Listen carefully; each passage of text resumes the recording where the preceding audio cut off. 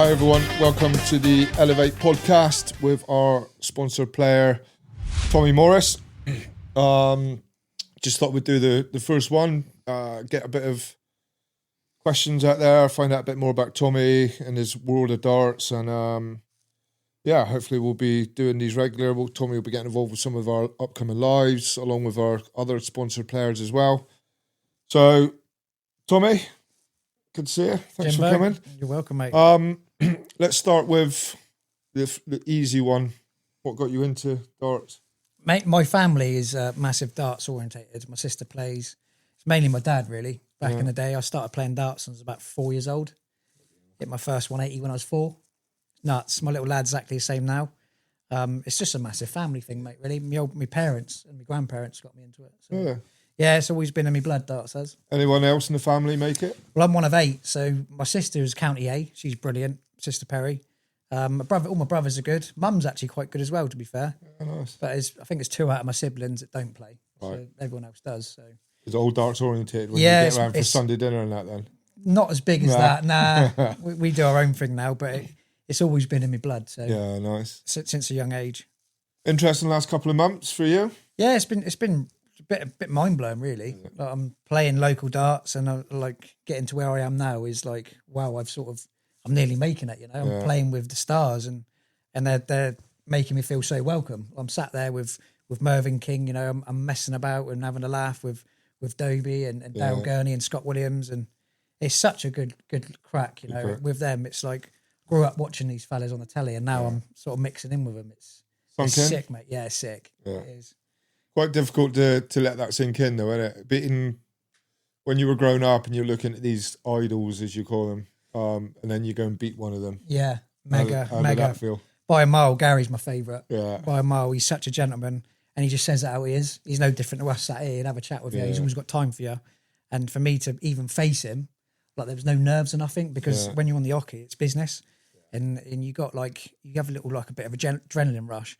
And the fact that I watch him every week on the telly and Sky Sports, and now I've got my chance to play him, then beat him the way I did, 5-1 down to come back and win 6-5. I was like, come on. And I didn't even give it large either. Yeah. Like, I was one of them where it was like, wow, I just held my head like that, and I was like, shit, man. I think although the adrenaline's pumping, I think the respect kicks in. As much as you wanted to go absolutely mental. Yeah, you can't though. And You with, can't with the arena, you can get fines and stuff. Yeah. So it's a bit like a government. They're always watching you. Yeah. You do the slightest noise or you make a slightest action, you get investigated. You know, it's so big. You're not going to want to go mental. No, I got so much respect for. To be fair, I got respect for most dart players that I know. It's only the ones I don't like I give it large. Be warned, anyone. Yeah. Tommy celebrates and gives it large. It means he doesn't like you. But no, it's good crack, mate. Like with myself, I'm always bubbly. I'm always like a bit of a clown in the room. Yeah. Because some people, you go in that arena and they're playing to pay their mortgage first game. And for me to go in there and have like so much confidence, it's helping my game. Yeah. And even like I've learned how to lose now. No one likes losing. But when you're sat there and you're sat on a double and you miss 9 darts hit to win the game, you're like, oh, it kicks you. But then I think, I'll get another go. Keep going. Don't worry about it. Yeah. Thing is, I suppose darts, golf, it's all the same, isn't it? You have a bad day. Yeah, it's fine margins. No one's ever perfect. Look at Luke Littler, for instance. Yeah. He's done so well. He's made the game out of this world, but even he has bad days. You know, you've got to accept it. Yeah. And I think with Luke's attitude's amazing because there's kids watching him, and he's still a kid his age.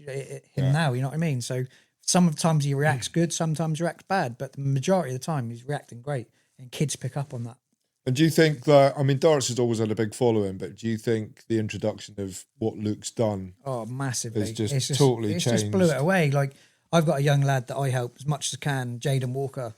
So when I met Jaden, I seen potential in him straight away, and I looked at him as me. Yeah. Because I'm 33 now, I'm 34 this year. And when I was 12, I was playing with Scott Mitchell, Paul Carter, Simon Watley, them sort of lads. And no disrespect, but they didn't want to help me. They had their own paths to do. Yeah. You know, and now there's so much out there for the young lad. I will try my best to help him. Yeah. Like I've got him in with Modus, I've got him in with Target, I've got him contacts with certain people. Yeah. And I want to try that lad to get the best start he can. And I think now for children and kids as sort of his age, it's the best sport to come into. So many of them coming through. Yeah, and I think it's good because they're getting the publicity. Yeah, like Mitchell massively. And they're all they're all in the background Yeah. years ago. And Darts is a young man sport now. Most of the pros will tell you that. Yeah. Gary especially, he's that fights him. He keeps going with that. Yeah. But yeah, it's Germany a few weeks ago, wasn't it? that was good, mate. That was when I played Gary. That was my first pro tour, first ever pro tour. Right. My first game was against Bradley Brooks. It was a bit of a up and down game. We both didn't perform really. I snuck the win, and then I got to play on the live stream on the PDC. Yeah. And I won that one 6-2. I think 6-1, 6-2. Had a good game then, to be fair. And then I got to play Gary, beat him, and then I lost to Wesley Nyman, who eventually won the day. Did he? Yeah, it was a bloody good day for me. Really if you're going to lose, you want to lose to the person that wins it outright. Exactly that, yeah. You could say, like, yeah, well, better man won on the day than he. won. Yeah. Yeah, no, it was mint out there, mate. Germany was it's lovely. Like the food and everything, like it's one of them. You go to some arenas and you got literally nothing around you. Yeah. And it gets you on a downer. You need to prepare yourself, like for your breakfast. And I got routine when I play. See, I've got to have a breakfast, and then I'll have a couple of drinks. You know, get myself nerves level, get throwing. You know, because we get into the arena about 9, half 9 in the morning, and we're not playing till 1 o'clock. Yeah. So you've got all that time to prepare, and especially in Germany, because I think you're an hour ahead. In there, it's 1 o'clock out there, and it's 12 here. Right. So you got to adapt to the time zone sometimes. Yeah. But that was my favourite. Is there a lot of waiting around when you're on these comps? Does it affect the play, or do you just get on practice boards? When you're playing, the PDC run it so good. When it actually starts, it's faultless. It's amazing. You won't sit around all day. It's over and done with by 3 o'clock. Most events. You go to some local stuff and you're there till 12 o'clock at night, and it's like, oh, when's it going to end? But yeah, you got to prep yourself for things like that. And with Germany, it is my favourite because you get a build up with the travelling. Yeah. I don't want to go all that way and lose. So in my head, I'm psyched up. Yeah. So, but yeah, even local stuff in England's the same. Wigan's a bit of a pain in the ass for me, but it's one of them. You got to take the rough with the smooth. Yeah. You just been to Wigan, haven't you? I have, twice. Yeah. It's not the best of places. Leicester was my worst. What's it? But I'm back there at the end of the month for the Challenge Tour. Hopefully get called up again for the Pro Tour. Yeah, nice. Yeah. Family life with all the travel. You just had a new baby, haven't you? I have, yeah. Luckily enough, I've got my missus is good behind me. She's good as gold. Yeah. I've got a good structure at home, and that's what a lot of people don't understand is when you're travelling and playing darts, and you've got social media, they're quick to judge when you're playing on the hockey, but they don't know what goes on at home, see, and that will affect your game. Yeah. But yeah, for myself personally, mine's great. Mine's really, really good. It's like solid as a rock at home. You got to have that, haven't you? You got to have that behind you. Psyched up already. I've got to do them proud. So yeah, just got to get on with it. You don't want that situation where you're going to a darts comp, everything's running on it, and in the back of your mind you're like, my missus is pissed off because in the doghouse, I'm off the darts again. Yeah. Should you go with you or not? Nah. All my kids are under 5. Like my lad's 6 in 20 days, his birthday. I'm having to not be there. I've done a party for him and stuff, so I've made everything comfy as anything for him for when he has his party, his kids, his mates and stuff there. Just take some pressure off her, really. Yeah. But I'm in Leicester for 6 days. Travel up on the Thursday, play Friday, Saturday, Sunday, and then potentially have the call up for the Pro Tour straight after, and that's another 2 days. But yeah, it's All go. Yeah, it's lucky to have someone behind you that pushes you. Yeah. You know, some situations your missus, like you said, won't let you go, or you got to do this, you got to do that. But I think it's one of them. You're only as good as your partner, aren't you? Because 100%. With me, I've got a chance. I've got to take it. Exactly. You know, with where I am and what I'm doing, I've achieved so much in such a short space of time. I broke my wrist in lockdown. I got a metal plate in my hand. And that's my throwing hand. So from that, going psychologically in my head, I'm finished. I can't throw a dart again. To where you are now. Yeah, it's mind blowing. It's good. It's nuts. Next couple of months, what's in store? So I've got the PDC stuff at the end of this month. Then I've got Modus coming up. A lot of like Group A's, B's and C's for Modus. That's on Pluto TV. It's in Pompey. It's not too far away. I love playing there, to be fair. It's about time I won it, though. I've been to I've got 1 final and about 4 semi-finals. Oh, really? But I've qualified for Saturday 10 times. So it's like one of those things. I'm always the bloody bridesmaid. I can't let her get married yet. It's like, come on, let's do it, Tom. Maybe this year. Yeah, I definitely this year. My head's great. You know, it's start of the year for me, having the baby, and then my wife nearly dying. That was quite traumatic for me. Was it? Yeah, she lost 3 litres of blood. And for me, I battle my head anyway. Like, I got ADHD, bipolar, and Asperger's. Yeah. So I deal with things differently to the average person. You know, I do talk a lot, I know I do. And it's a way of me realising when to adapt and be, Absolutely. and you know what I mean? Yeah. So having that kickstart of the year on the 1st of January, my little girl being born, I thought my life was finished with my darts. Like, I'll have to be a full-time dad now. I've got to give up my job. You know, I've got to adapt to look after children, you know. And luckily she pulled through, and that was like, come on, I can do this now. Yeah. This is my fuel. She all good now? Yeah, brilliant, mate. Love it. I can't fault her. Yeah. Absolutely brilliant. We'll have to, I think we were speaking about having a get together, don't we? We need to get you, definitely. like Scotty, Robbie. Robbie. That'd be brilliant, mate. Even my wife was saying, look, why don't we have a bit of a night out? A night out, get everyone together, get for a meal. It's nice, that is. I mean, we always got the kids, so if we go out, we've always got one of the children. So it'd be nice to have a night for ourselves. Babysitter. You need to have that happy medium. Yeah. Especially me being away a lot, it works great with relationships. Yeah. You need that date night thing. Definitely. We do it every week, but it's nice to mix with others we don't normally do. Because you can only do so much so many times. Yeah. And I'm only home, like when I'm playing darts, I'm away 6 days a time, 7 days a time. And sometimes it's 4. So it's a bit of like, when do I book my holidays and stuff? Yeah. You know, it's trying to get that nice little break so we can do stuff like that. Scotty and Robbie, our other 2 sponsors, pretty much through you as well. Getting all right with them? Play much with them? One of my best mates, both of them really. Very close to Scott, very close to Robbie.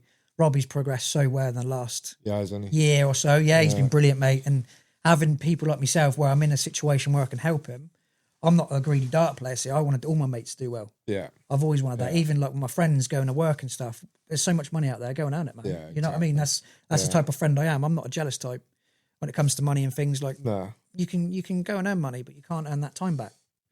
Now, that's the way I look at it. And with Robbie and Scott, they deserve it.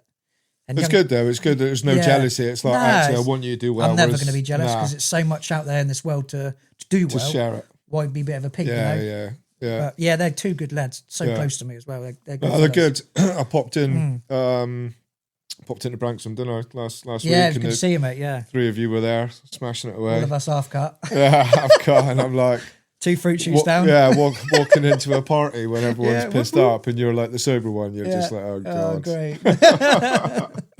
I had to shoot off, so I got to see Scotty play, which was good. Yeah. And I think Robbie as well, but you were on way too late. I'm always last, mate. Always. It's always my role. We want to keep the crowd there. That's what it is. Well, it was a boring game, but I won. So what's next? Just living life. Just keep doing what I'm doing. I mean, you don't overthink it. I don't practice a lot, like I said to you in the throwing area. I just pick up my dart and play. Like you can over practice, you can overthrow, and for me to go away and play darts, that is when I got to perform. And I don't really build up with loads of practice beforehand. I just got there and chuck my darts. So with Littler bringing this new generation through, and I think dartboard sales and darts for Christmas especially went through the roof. But so for the youngsters out there, or not even the youngsters, even someone like myself, I mean, I admittedly got into it more so at Christmas. What's the advice? What's the practice time like? Daily? I would, you know, like your minimum you can do, like have a mess around for like 40 minutes a day. I know I'm not in a position where I've won a big title. I'm not in a position to give great advice. I can only do from what I've personally done myself. Yeah. So the way I look at it is like you've got to be a clear-minded person, confident, always confident when you're playing darts, and don't overdo it. Like if you're getting angry and stuff, stay away from the board. Yeah, because it's one of them that's you're going to get. People are going to look at you. That's embarrassing. Yeah, and that used to be me. I used to smash holes in the wall. Well, like if I lost, I'd chuck my darts down and I'd go in the toilet and punch the toilet. Yeah, I just ADHD the max, like Pepsi. I was like one of them, you know. But it's one of them. Like the advice I can give you with darts is enjoy it. If you like it, pursue it. Have an hour a day max. Yeah, and play as much match practice as you can, many leagues as you can. If you haven't got a family, try and get out 7 days a week. The best social sport out there, in my opinion. Yeah, get to meet people. You can have a couple of drinks. You're going to get the occasional knobhead. You're going to get that anywhere, aren't you? But it's one of them where you've got to do what's best for you. And for me, it's an hour a day. I think the socials is key in it. Like you go to all the football stuff, and you'll go to other stuff. The darts, you go to the alley pally. Everyone is pissed right up. Never have any trouble. No, it's good as gold. So with, like I said, this with the PDC stuff, they got their own like management, security. I think it's EPS or something like that. It's called. And you see it all over when they walk on the stage and stuff. But they're like proper security. Yeah, you know, they're on there. They're on the ball. And the moment you do something out of line, you're out, mate. You're gone. You're never coming back. And you've got a mark on your name, a bit like a football match with a streaker, stort, whatever. But then the rest of the crowd knows that. They know where to toe the line, don't they? So I know what it's like. So I play with these thing called loops in my ear, blocks the sound out, a bit like an earplug. Yeah. And it blocks like some of the crowd out, the noise out. So with these big boys, when they're in the crowds, it's the whistling. Yeah. And I'm watching this, I'm thinking, you know what I mean? I'm thinking, I really want to swear, but I can't. I'm thinking, why do that? When he's on a double, they're whistling. You just want to get sandpaper out in the room and just scratch it. You know what I mean? Run your nails down the dartboard. Yeah, it's not fair. Like you got to know what you're doing, and for them to perform under that, it's incredible. Because I'm yet to experience that yet. Yeah, I've been at Ladbrokes, Minehead. I've been at the big stages, but I've never been on the big stage. And that's my next goal. The intimidation. Yeah, that's my target. I want to have my walk on. You know, I want to do a little dance. Yeah, I want to show them how to do it. So that's my next chapter. You're getting there. I want to get there. It is getting there. Yeah. I'm going back to these people because we had a couple of questions come in from the beginners because we're on a few forums with the Elov8 side and we keep a track of it. And a lot of people are saying that what they're finding difficult is things like dart choice. Right. Like the weights. There's 18 and 22, 23, 24. And how do I know if I'm thrown with the right dart? And Mainly it's not scoring, it's your finishing. Because you've got to look at the end of the day, you're not going to win a game by scoring. So if you've got the right weight, you go around the board on the doubles. That's the way I would always practice, and I have done. Get your finishing sorted with the right weight. Throw a dart at doubles. Get that right weight in your hand, and then just work your way into the scoring. That's the only advice I can give because there's so much choice now with barrels and K-flexes and things like that. You know what I mean? It's confusing in some respect because you go back when like Bobby George and you got Eric Bristow, they just had a plastic flight and a stem. Yeah, exactly. And a bit of metal, and it's so advanced now. And my advice is really just find something you're comfy with, and then just work your way into it. Because I went for about 20 sets before I found the right one, and I play with 26s now. But I started like Eric Bristow's 24s, right? And it was the cock finger ones. Still got them now. They're my dad's darts, and they probably about 22 grams now. Are that old? But how long do you give it though? Like if you're starting on 22s and you're going for the doubles, and you're like, at what point do you then think, I'm going to try 23s and then 24s? I think a space of a week, you'd know. Yeah, I'd say a week. You mess around for a week with a set of darts.